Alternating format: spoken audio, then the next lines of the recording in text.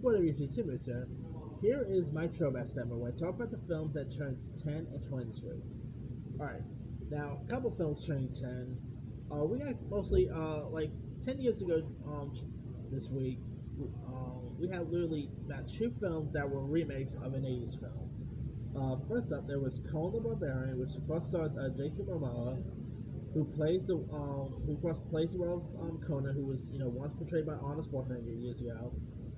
And in this, he of course calls this blade path across the Havara on a person of Vegeta, and he turns an epic battle against this against his enemy Keller Zone, played by Stephen Lang. You also had Rose McGowan was also in this. You had some intriguing other actors. I mean, I thought the Conan Barbarian remake, while not as good as the Honor one, the remake wasn't as bad as most people made it out to be. Still a shame we never really got to see a sequel to this, but who knows? Like, I'm still waiting for that sequel with Arnold. I mean, remember he was supposed to do King Conan years ago. Who knows if that's ever gonna happen? But I can say this was really the movie that fully put Jason Momoa on the map here. This was like his first like major big role, because of course around the time he was also doing Game of Thrones, but this was like really his first major role before he did Aquaman, and yeah, it's a shame that they never really got to do a sequel to this, but it wasn't so bad. I know it was pretty fun, entertaining, and yeah. But anyway, another film remake that premiered this week last in 2011.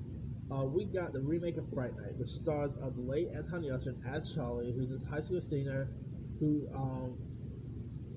ends up pretty much discovering that his neighbor Jerry, played by Colin Farrell, is pretty much a vampire. So he pretty much has to try to find a way to take him out and all. You also had Toni Collette was in this, in really good Poots. I mean, the Fright Night remake, while not as good as the original, the Fright Night remake is so good. You also had Christmas Plus was also in this. I believe the original Fright Night actor, Chris Sarandon, he also had a part in this, so it was cool seeing him pop up in the remake. It was also directed by Craig Gillespie, who just gave us Corella, not so this year. But yeah, the Fright Night remake is such a fun film. It's creepy, it's entertaining, definitely a cool callback to the original. So it's a shame they never really got to do a sequel to this either. But yeah, I mean, we did get a sequel to the original Fright Night. It's a shame we never got a sequel to this one. But yeah. All right, also turning 10, we got Spy Kids 4: All the Time in the World, which is not as good as the other Spy Kids movies. That's before there. You of course have Jessica Alba, who plays Marissa Cortez Wilson, who's this retired spy who keeps his identity hidden from her clueless husband and her stepchildren, played by Girl Meets World actress Roland Blanchard and speechless actor Mason Card.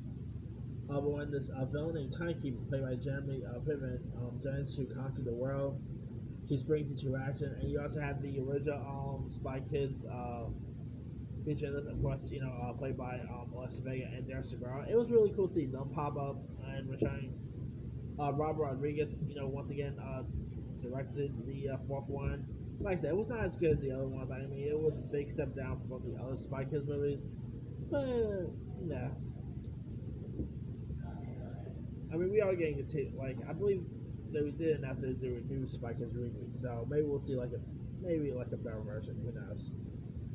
Alright, now turning 20, we got the comedy Rat Race, which was another film that featured the Smash Mouth song All Star, so I'll tell you that one first off. Now this is a really interesting ensemble comedy about easy money, greed, manipulation, and bad driving, where like this Las Vegas casino tycoon entertains his wealthiest high rollers. So you got some really cool cast members in this. Like the ensemble cast includes likes of Amy Smart, Rowan Atkinson, Breckin Meyer, Seth Green, John Lovitz, Cuba Gooding Jr., John Cleese, Whoopi Goldberg. It's always cool seeing Mr. Bean pop up, so that's always a given. Rat Race is a bit of a guilty pleasure of mine. It's not really a great film, but it is a pretty fun, entertaining one.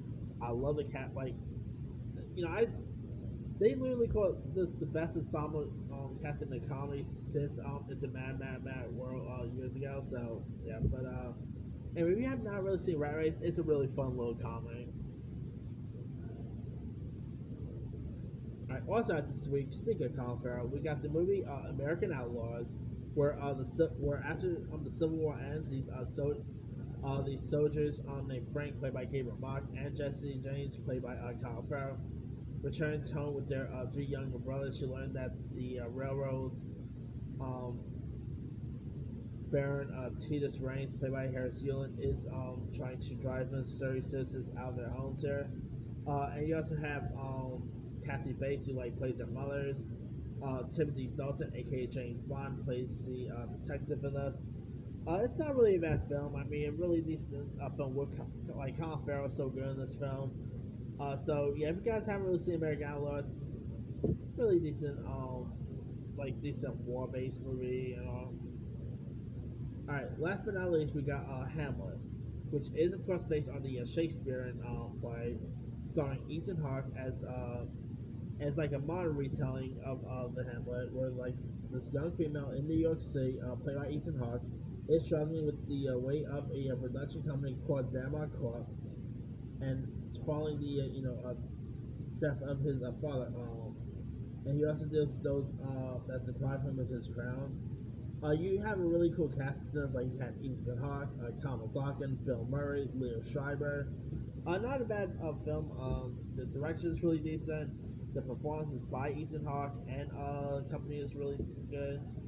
So, really decent modern adaptation of Hamlet. Like we've seen other Hamlet adaptations. Obviously, Kenneth Branagh directed one. We've seen loads of other Hamlet-based films. This is definitely probably one of my favorite films based on the Hamlet play, and really decent film if you guys haven't seen it. But that's pretty much it. Let me leave you guys. Which of these films stand out to you the most? The 10-year one, I'm actually going to say the Fright Night remake. That's probably my favorite out of the 10-year one. And the 20-year one, not a lot of films that really stand out to me, but I'll probably say Rat Race. Maybe that's probably my favorite one out of the list. But anyway, drum comments below. Don't forget to subscribe, hit that bell for more notifications. This is Super Sign